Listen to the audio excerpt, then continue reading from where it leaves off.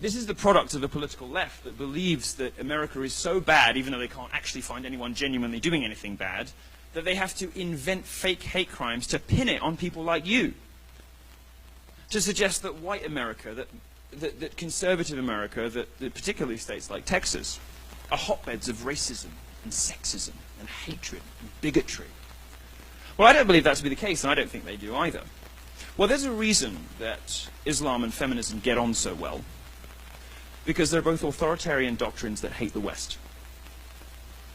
There's a sort of unholy alliance, in a way that in the Soviet Union, the KGB used to call the left useful idiots, kind of doing our work for us without realizing it. Well, feminists and progressive social justice warriors, Black Lives Matter, they are ISIS's useful idiots, doing the work here at home of unraveling what makes this country great and what makes this country strong. I'm here to you as a warning from Europe, imploring you not to let it happen. Because we need you. We need America. We need America to be strong, and we need America to be free, because without that, it's the weakest in society who get hurt first. Solving the hate crime hoaxes, in part, means solving society's gullibility problem.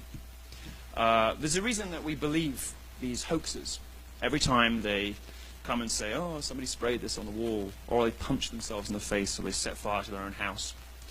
And it's because we've turned victimhood into a sort of currency, and we've elevated grievance, we've elevated victims into a sort of honored status.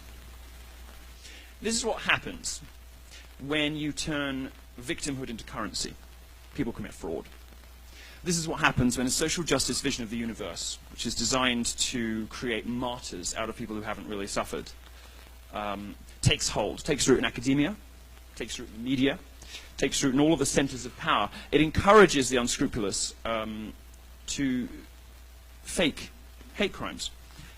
As ever, the bad guys are white. It's Soros funding them, and it is the liberal journalists who mollycoddle and pacify and suck up to them and encourage them, who make excuses for their bad behavior by pushing a variety of conspiracy theories.